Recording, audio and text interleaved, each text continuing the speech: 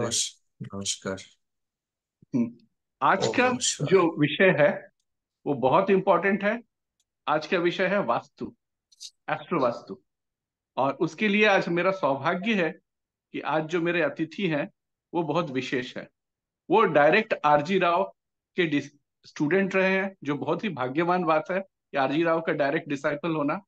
दूसरा, जैसा कि उनका नाम है डॉक्टर सागर नियोगी, वो सच में ज्ञान के सागर हैं। चाहे वो एस्ट्रोलॉजी में पराशरी हो, चाहे वो भृगुनंदी नाड़ी हो, चाहे फाइनेंशियल एस्ट्रोलॉजी हो, चाहे वास्तु हो, उनको हर एक फील्ड में बहुत नॉलेज है। तो आज हमारा सौभाग्य है कि वो थोड़ा सा टाइम दिए, तो हम लोग आज उनसे वास्तु पर डिस्कस करेंगे। और मेरा सौभाग्य रहा कि मैं उनसे थोड़ा सा सीख पाया, भृगुनंदी नाड़ी और थोड़ा वास्तु। पता नहीं कितना सीख पाया। तो मेरा सौभाग्य है कि आज हमारे साथ हैं, तो हम लोग वास्तु पर ऐसा डिस्कशन करेंगे जिससे आम लोगों को बहुत फायदा हो। जी कपिल ज्योतिष का नमस्कार। पर्पस ही यही है कि बैक टू रूट्स, अपने जड़ों में जाना, हम लोग जो भूल चुके हैं।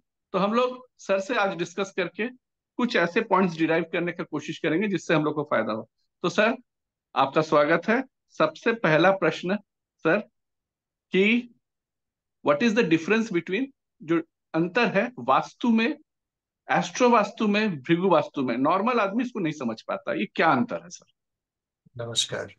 सबसे हम्म। पहले तो आपका दिल से मतलब धन्यवाद दूंगा कि आपने इतना अच्छा एक इनिशिएटिव जो स्टार्ट किया कि ज्योतिष को आज इतना बिजनेस ओरिएंटेड हो गया है। ज्योतिष इतना बड़ा बिजनेस का सेक्टर है, लेकिन आपने और आपका जो ये मेहनत है, तो मैं बोलूंगा कि ये जो अंधेरे में जो दिया लेके आप निकले हैं, इसको आप और आगे लेके जाए और आपका ये प्रयास जो है पूरी तरह से सफल हो। और सचमुच हम ज्योतिष से किसी का भला कर सके, इससे बड़ा सौभाग्य अब क्या हो सकता है। आपका धन्यवाद। और नमस्कार। देखिए, एस्ट्रो वास्तु जो है एक्चुअली वो है नक्षत्र वास्तु, जहां पर वेस्टर्न एस्ट्रोलॉजी का यूटिलाइजेशन होता है। नक्षत्र वास्तु सुन के ही जो लोग हम लोग थोड़ा बहुत वास्तु पढ़ते हैं, हम कृष्णमूर्ति पद्धति समझते हैं। यस, कृष्णमूर्ति पद्धति इज वन ऑफ द नक्षत्र में, वो भी एक है। लेकिन कृष्णमूर्ति पद्धति अकेला ही नक्षत्र ज्योतिष नहीं है। नक्षत्र ज्योतिष और भी बहुत है। और हमारे जो वैदिक ज्योतिष है, जिसको हम पराशरी ज्योतिष बोलते हैं, उसमें एक बड़ा पार्ट है नक्षत्र ज्योतिष का। तो जी। उसके साथ जब हम वेस्टर्न एस्पेक्ट को लेते हैं, हालांकि इसका नाम वेस्टर्न एस्पेक्ट है, लेकिन एक्चुअली ये भी पराशरी से ही आया है, वैदिक से ही आया है। ये वेस्टर्न हम्म। वालों ने कहीं नया कुछ बनाया नहीं है। जो भी है सब हमारे ऋषियों का ही है। बिल्कुल। लेकिन ये वेस्टर्न एस्पेक्ट नाम से फेमस है, तो हम उसी नाम को बोलते हैं। तो इसके दोनों के मिश्रण से एस्ट्रो वास्तु बनता है। और जो वास्तु है वो हमारा वास्तु शास्त्र, जो हमारा जो बेसिक है, हमारा जो वैदिक वास्तु है, वो है वास्तु शास्त्र। और एक जो है वो भृगु नाड़ी वास्तु, वो है, वो भी एक वैदिक ज्योतिष का ही पार्ट है, लेकिन उसमें नाड़ी टेक्निक का यूज होता है। तो टेक्निक यूज करने का नाम अलग है, पर सभी के रिजल्ट जो है वो लगभग सेम ही आते हैं, और सभी के जो प्रेडिक्शन है लगभग सेम ही होते सर, इसमें मैं थोड़ा सा पूछूंगा। आजकल बहुत ज्यादा ट्रेंड हो गया, आप देखेंगे चारों तरफ 99 रुपीज में 2 दिन में वास्तु सिखाया जा रहा है। क्या इस पॉसिबल है? आप तो हम लोगों को बहुत लंबा, कई महीनों तक वास्तु सिखाए थे। हैं। नहीं, ये कभी पॉसिबल नहीं है 99 में वास्तु सिखाना। कभी संभव नहीं है। ये बहुत बड़ा कोर्स है, बहुत मेहनत लगता है। और जी। थोड़ा कोई सीखना चाहते हैं अपने इच्छा के लिए तो अलग है, बट जो रियली सीखना चाहते हैं उनके लिए टाइम देना पड़ेगा। ये 2 दिन में नहीं हो सकता। बिल्कुल बिल्कुल सर। अब मैं जनसाधारण के लिए पूछना चाहता हूँ। लोग प्रॉपर्टी देखते हैं, कहीं थोड़ा सस्ता देख लेते हैं तो वो अट्रैक्ट हो जाते हैं, वो खरीद लेते हैं। तो आम आदमी किस तरह के प्रॉपर्टी को बाई करने से अवॉइड करना चाहिए, उनको खरीदना नहीं चाहिए? जी क्या क्या बातों को ध्यान रखें? जी, सबसे पहले तो ये बोलूंगा कि जो प्लॉट अगर हम लेते हैं, जी प्लॉट अगर रेक्टेंगल हो या स्क्वायर हो, ये सबसे अच्छा है। बिल्कुल। प्लॉट जितना मल्टीपल अगर उसका जो हम पेंटागन हेक्सागन जो मल्टीपल अगर उसके बाहु होते हैं, हम्म। तो उस तरह के प्लॉट्स में घर बनाना नहीं चाहिए। प्लॉट अगर स्क्वायर एंड रेक्टेंगल शेपेड का कोई प्लॉट हो, that is the best plot, वो ले सकते हैं। और एक चीज और यहाँ पर देखना होगा, मिट्टी खोदने से ही हम जो नदी के, हमारा देश जो है नदी से भरा हुआ है, तो मिट्टी खोदने से ही पानी निकल जाता है। ये तो अच्छा जी। है, बट एक्चुअली अगर हम देखें तो हमारा जो घर है और उसका जो कारक का प्लेनेट है और पानी का जो कारक का प्लेनेट है, ये दोनों अलग है। तो पानी का सोर्स जरूर होगा, बट अगर बहुत पानी के जगह में घर बनाएंगे तो वो भी शास्त्र के हिसाब से अच्छा नहीं है। घर थोड़ा सूखा जगह में होने से ही अच्छा होता है। अच्छा सर। और सर किस किस तरह का, अगर रेडीमेड घर है तो किस किस तरह के प्रॉपर्टी को अवॉइड करना चाहिए? रेडीमेड ये घर में भी आपको स्क्वायर एंड रेक्टेंगल शेपेटेड फ्लैट ही लेना है। अगर आप बिल्कुल। एल शेपेड लेते हैं, टी शेपेड लेते हैं, हम्म ये सब आपको लेना नहीं चाहिए।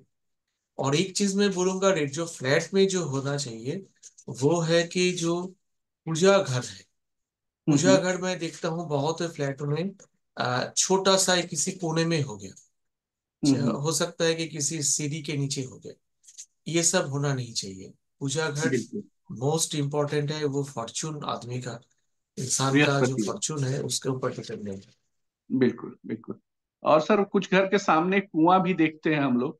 हम्म। और कहीं कहीं तो सर बहुत बड़ा मंदिर या क्रिमेशन ग्राउंड के आसपास भी घर बना लेते हैं लोग। क्या ये उचित है? नहीं, मंदिर तो ठीक है, लेकिन एक एक रूल वहां पर भी है कि मंदिर का जो छाया। मंदिर के कोई पौधे हैं, बड़ा हम्म कोई पौधा है, तो उसका साया आपके घर में आना नहीं चाहिए। ठीक है, तो फिर भी मंदिर ठीक है, लेकिन क्रिमेशन ग्राउंड के सामने घर नहीं होगा। क्रिमेशन ग्राउंड एक्चुअली राहु का होता है, उसके सामने घर लगाएंगे तो ये शुभ के लिए अच्छा नहीं है। हम्म। और तो पानी इसका का जो मतलब। सोर्स है, पानी का जो सोर्स है वो भी कुछ स्पेसिफिक जगह में होना चाहिए घर का। पानी का हाँ। सोर्स कहीं से भी पानी, देखिए हम भी फ्लैट में रहते हैं, पानी तो जी। सब जगह में पानी का इंतजाम करना पड़ता है, बट जितना हो सके हम उनको स्पेसिफिकली वास्तु मान के बनाएंगे, ताकि हर जगह से पानी ना आ जाए। बिकॉज पानी हम्म। जो है वो मून है, वो चंद्रमा है, और जो घर है वो वीनस है। According to Bhrigunandi Nadi Vastu, according to Bhrigu Vastu it is Mars. तो मार्स मून भी अच्छा नहीं है, वीनस मून भी अच्छा नहीं है। इसलिए पानी कुछ स्पेसिफिक जगह में घर में अगर हो तो ही अच्छा है। सर बिल्कुल। और बहुत लोग दुकान खरीदते हैं, तो दुकान खरीदने में क्या क्या चीज का सावधानी रखना चाहिए? जैसे क्या वो टी शेप, जो दो मैंने तीन तरफ रोड है, उसका एक कोना में दुकान ले लिया, या कुछ इस तरह का, तो उसमें सर आप क्या एडवाइस करेंगे? टी टी शेपेड प्लॉट तो रहने के लिए भी बहुत खराब है, अच्छा नहीं है। टी शेपेड हम्म प्लॉट अवॉइड करना चाहिए। साउथ फेसिंग जो हम लोग हम्म। बहुत अच्छे मानते हैं गर्मी के मौसम में, but south facing it not vastu comfortable. South facing भी अच्छा नहीं है। ठीक है, हाँ साउथ से आपका हवा आ सकता है, it is very good, but पूरा जो एंट्री है साउथ में बना देना, ये भी सही नहीं है। और दुकान तो आप टी शेप स्पॉट में कभी भी मत बनाइएगा। दुकान इस जगह में बनाइए जहां पर जो मेन रोड है वही ठीक है। और मेन रोड का जो हाइट है, उससे आपके दुकान हो या आपका घर हो, उसका जो फ्लोर उसका है हाइट उसका हाइट कम डाउन हो। नहीं होना चाहिए। हमेशा मेन रोड से आपका हाइट ऊपर होना चाहिए। ठीक है। हम्म। और टी शेपेड प्लॉट में बिल्कुल मत करें। और अगर आप किसी अ, कीमती सामानों का, किसी, सोचिए कोई लेडीज गारमेंट्स का हुआ, किसी ऑर्नामेंट्स का हुआ, किसी ज्वेलरी का हुआ, वेनस से इन सब रिलेटेड। विनस रिलेटेड जो भी अगर दुकान होते हैं, तो उसके पास आप कभी किसी सैलून हो या किसी जो जो ब्यूटी स्टिचिंग का पार्लर दुकान। स्टिचिंग का जो होता है, उसके साथ उसको मत रखिए, बिकॉज वो केतु का है केतु और का। ये वीनस का है। वीनस केतु से आपके धन जो है वो आने में दिक्कत हो जाएगी। इसका मतलब अगर हमारा घर है तो उसके नीचे हम भाड़ा में अगर कोई ऐसा दुकान को दे देते हैं जो लगातार दर्जी कपड़ा सी रहा है, माने टेलरिंग का दुकान हो गया, तो घर में अशांति रहेगा क्योंकि वेनस में यस, केतु आ रहा है। यस, वो भी नहीं देना चाहिए। और आपके घर में, घर के नीचे मान लीजिए किसी का, आपने किसी इलेक्ट्रॉनिक्स गुड्स है, that is hmm. Also Rahu. Rahu. तो बिल्कुल। इलेक्ट्रॉनिक्स गुड्स का भी एक्चुअली अगर ऋगुनंदी नाड़ी वास्तु से घर के घर विनस है, हम ना विनस केतु बना सकते हैं ना विनस राहु बना सकते हैं। तो एक इसलिए चीज। अगर आप किराया देते हैं तो भी बहुत जानबूझ के देना होगा कि वो क्या करते हैं, क्या करेंगे। बिल्कुल, एक चीज सर इसमें बहुत इंटरेस्टिंग है। आजकल हम्म। बहुत कोई पैसा के लिए घर के छत को मोबाइल टावर के लिए यूज करने लिए दे देते हैं। तो नहीं, इस पे नहीं, आपको ये क्या बोल। बहुत खराब है, क्योंकि छत जो है लाल किताब में उसको हम बोलते हैं 12th हाउस। और बिल्कुल। राहु 12th हाउस में इज डेंजरस। अगर राहु 12th में होता है तो अपना प्रॉपर्टी एक इंसान खुद वो खत्म कर बर्बाद देता कर है, रहा बर्बाद कर देता है। राहु 12th में हो तो वो उसका उसका रातों का नींद चला जाएगा। राहु 12th में हो तो लाल किताब में बोला गया है, दवाई खाना, पागल खाना, जेल खाना। तो इसलिए ऐसा कभी मत करें, ऐसा करना सही नहीं है। और एक चीज सर घर में बहुत इंपॉर्टेंट होता है, वो किचन। तो हम्म। रसोई घर के बारे में सर आपका क्या एडवाइस है? फ्लैट किचन में भी, घर ऑलवेज, में भी। हाँ, किचन ऑलवेज साउथ ईस्ट में होना ही सबसे अच्छा है, क्योंकि वही अग्निकोण है। वहां पर किचन हो सबसे वही अच्छा है। बहुत लोग वेस्ट में किचन बनाते हैं कि वहां पर मार्स एक्सल्टेड होता है कैप्रिकॉर्न साइन में, इसलिए। But that is not also good, because वहां पर सैटर्न मार्स का हम कंजंक्शन कर रहे हैं। सो kitchen is best in the south east, और वहीं पर किचन होना सबसे अच्छा है। अगर किसी कारण से नहीं हो पाया तो साउथ में भी आप कर सकते हैं, लेकिन उसको बाकी साउथ वेस्ट में नहीं लेके जाइए, उसको बाकी जगह में नहीं लेके। फायर एलिमेंट एक स्पेसिफिक जगह में होना चाहिए घर में, वो है साउथ ईस्ट। और वाटर एलिमेंट स्पेसिफिक जगह में होना चाहिए, वो है नॉर्थ वेस्ट। इन दोनों एक दूसरे से ऑपोजिट रहेंगे, 180 डिग्री रहेगा। तो ना फायर से, ना फायर बंद होगा, ना पानी का कोई प्रॉब्लम होगा फायर से। जी। सर और एक चीज देखते हैं, बहुत सारे घरों में शायद ये प्रॉब्लम है, शायद जान नहीं जानते हैं, अनजाने में। ये नॉर्थ ईस्ट डायरेक्शन, हम्म। ये नॉर्थ ईस्ट जो कोना है, इसमें बहुत लोग क्या करते हैं, बाथरूम बना देते हैं या सीढ़ी बना देते हैं। तो फिर उस देखा जाता है कि उस घर में ऐसा कोई बीमारी घुसता है जिसका कोई इलाज नहीं। तो नॉर्थ ईस्ट डायरेक्शन को कैसे ट्रीट करना चाहिए सर? नॉर्थ ईस्ट में कभी टॉयलेट नहीं बनाना चाहिए। ये भयंकर भयंकर वास्तु दोष है, भयंकर। इसमें ब्रेन के संबंधित डिजीजेस होंगे ही होंगे। कभी नहीं, अगर किसी का है उसको बंद करके रखिए, उसकी यूज मत करिए, दूसरी जगह में करिए। या उसको नॉर्थ तोड़ ईस्ट के में, हटा दें? यस, ये तोड़ के हटा दे अगर संभव हो तो। नॉर्थ ईस्ट जुपिटर का जगह है, गुरु का जगह है। और राहु को अगर वहां पर हम प्लेस करते हैं, इट इज द वर्स्ट, मतलब वास्तु दोषा में सबसे खराब अगर कुछ है तो ये है। और नॉर्थ ईस्ट में कभी नहीं करना चाहिए टॉयलेट। आप हो सके कहीं भी कर दीजिए, नॉर्थ ईस्ट में मत करिए और ईस्ट में मत करिए। ईस्ट भी सन का है, सूर्य का है। तो सन बिल्कुल। राहु भी हम नहीं बना सकते, हम जुपिटर राहु भी नहीं बना सकते। नहीं बना सकते। बिल्कुल। ये एक ग्रहण दोष हो जाएगा और एक गुरु चांडाल दोष आ गुरु जाएगा। जंडाल दोष, एग्जैक्टली, एग्जैक्टली। बिल्कुल सर, बिल्कुल सर।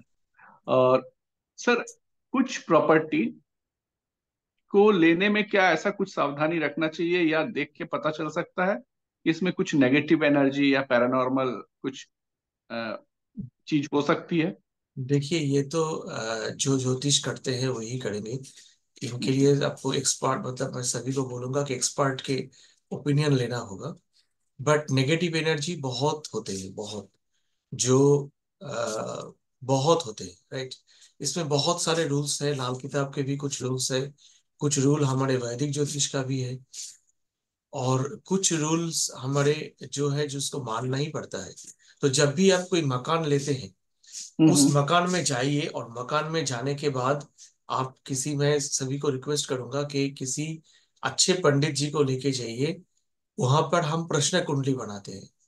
जी गौरव बिल्कुल। जी, you are expert in this, I know. आप बहुत अच्छे, नहीं बहुत नहीं, मैं मतलब बहुत पंडितों कम से भी जानता हूँ। पंडित हैं आप। नहीं नहीं, मैं लेकिन बहुत कम यस, जानता आप भी सभी को तो सजेस्ट करते ही हैं। तो प्रश्न कुंडली बनाना होगा। प्रश्न कुंडली बना के देखना होगा वहां पर कोई जिसको हम बोलते हैं जियोपैथिक स्ट्रेस है क्या। अगर जियोपैथिक स्ट्रेस है, उसमें अगर संभव हो तो ना ले। अगर लेते हैं, लेना ही पड़ता है किसी कारण से, या ले लिए, तो फिर क्या करेंगे। तो उसके लिए कुछ स्पेसिफिक रेमेडीज है, जिसको सलाह करके, बहुत लर्नेड एस्ट्रोलॉजर से सलाह करके ही करना चाहिए। ऐसे बहुत लोग वास्तु दोष है, पिरामिड बैठा देते हैं। ये सब करना अच्छा है, लेकिन बहुत समझ के करना होगा, क्योंकि एक जगह को अगर हम एक्टिवेट कर रहे हैं, तो दूसरा एक जगह जो है वो निगेट हो रहा है। The equi energy is balanced. एकदम सो बिल्कुल। इसको हम कभी, अगर इसको एक जगह में एनर्जी ज्यादा देते हैं, तो एक जगह में एनर्जी कम हो रहा है। तो ये बहुत लर्नेड एस्ट्रोलॉजर से सलाह करके ही करना चाहिए। सर बहुत इंपॉर्टेंट बात था, क्योंकि यही सब चीजों में क्या होता है, प्रॉपर्टी लेके आदमी फंस जाता है, फिर जीवन भर का दुख आता है। हालांकि अगर कुंडली में ऐसा कोई योग नहीं है, तो जनरली आदमी, हमको लगता है कि सर इस तरह का प्रॉपर्टी नहीं लेता होगा। अगर जी कुछ ऐसा योग है तभी जी होता है, और फिर वो जी प्रारब्ध का अपना जी जो है दुख भोगता है। तो सर ये बहुत इंपॉर्टेंट पॉइंट्स रहा सर वास्तु का। हमको लगता है जनसाधारण इससे बहुत फायदा मिलेगा। सर हम आपको फिर कभी डिस्टर्ब करेंगे कुछ और नॉलेज के लिए। आज आने आप हमको समय दिए। अब मैं जानता हूँ आपका रोज रोज कोर्स रहता है। और जी, जो लोग वास्तु सीखना चाहते हैं वो काल पुरुष एस्ट्रोलॉजी में सर से संपर्क करें। इनका वेबसाइट भी है, आप लोग सर्च करेंगे, इनका यूट्यूब भी है, तो आपको मिलेगा। और प्रॉपर वास्तु सीख पाएंगे आप लोग, जिनको इंटरेस्ट है। नहीं इंटरेस्ट है तो आप उनसे कंसल्ट भी ले सकते हैं, या कोई मैं प्रॉपर एस्ट्रोलॉजर से कंसल्ट ले सकते हैं। मैं एक सर चीज, मैं एक चीज बोलूंगा, मैं कंसल्टेंसी अभी नहीं कर रहा हूँ। तो सर कंसल्टेंसी के लिए नहीं, बट अगर सीखना चाहते हैं तो डेफिनेटली। बिल्कुल सर, आपके स्टूडेंट इतना तैयार हो गया है कि वो लोग कर लेंगे। जी जी जी ठीक है जी जी जी। सर, कपिश ज्योतिष में आने के लिए थैंक यू सर। नमस्कार। ओम नमः शिवाय।